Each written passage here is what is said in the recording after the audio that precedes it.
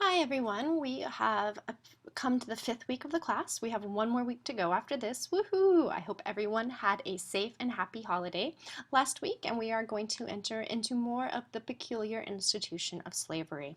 And notice I'm putting up some primary sources that are controversial for the time and for now too, just to get our attention going, to get us thinking about these highly sensitive racial issues that were such a part of our nation's history, that influenced so much and determined to influence the outcome of major political, social, and economic events today.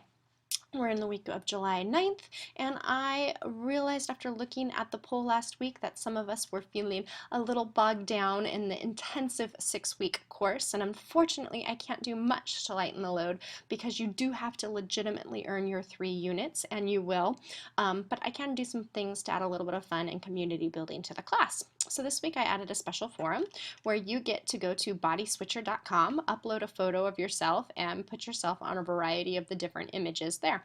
My daughter picked Tinkerbell, so I chose Tinkerbell for this. And then you can go and post your picture to the discussion forum, and I give you a quick little 2-minute YouTube video on how to post pictures to the Moodle discussion forum or iLearn discussion forum.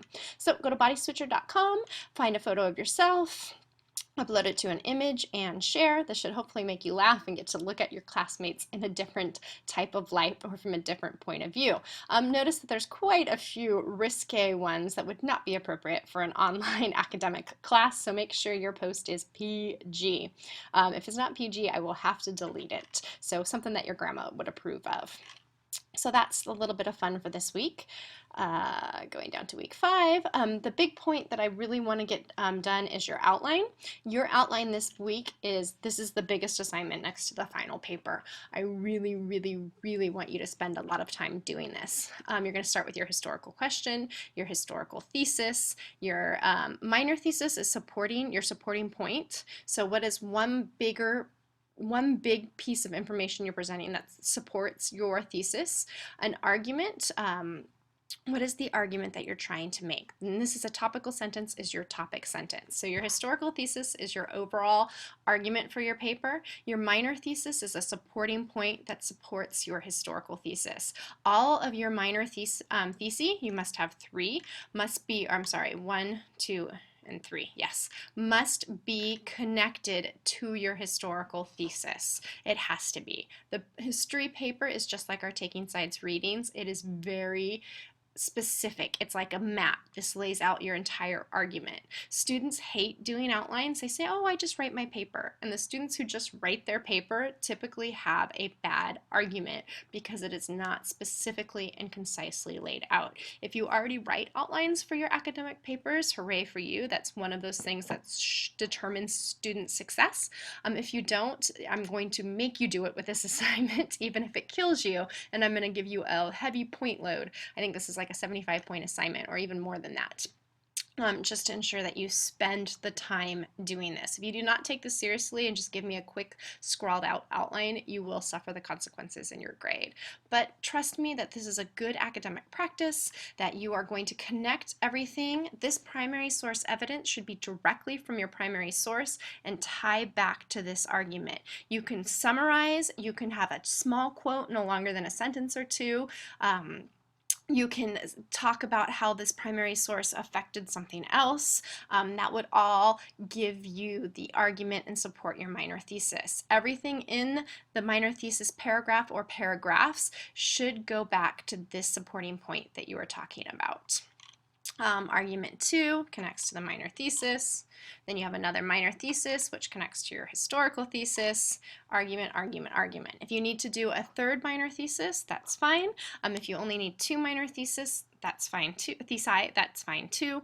But just follow this step by step.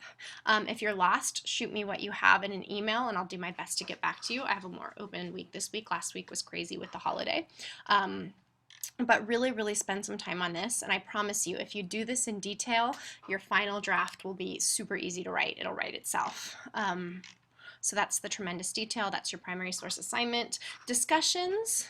I wanted to highlight last week. We had a great discussion in Marlene's group. She started off with a good question. There was no answer to her question. It could have been, you could have gone either way. I got a little bit worried because I saw everybody was agreeing with each other, agreeing, and agreeing's good, but it doesn't lead to much discussion. You'll have to add new points. And Robin goes on and adds some new points, which is great.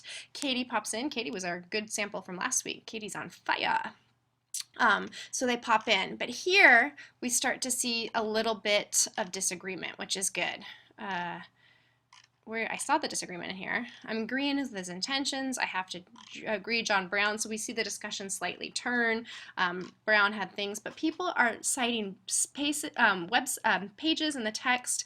They're using specific examples, whether they're summarizing it or directly quoting it. They're asking questions. They're questioning morals and values, which is okay. That's kind of tricky to do in history, but they're looking at, like, was John Brown somebody the people should have admired? Was he a foe? What was it? So they're looking at this.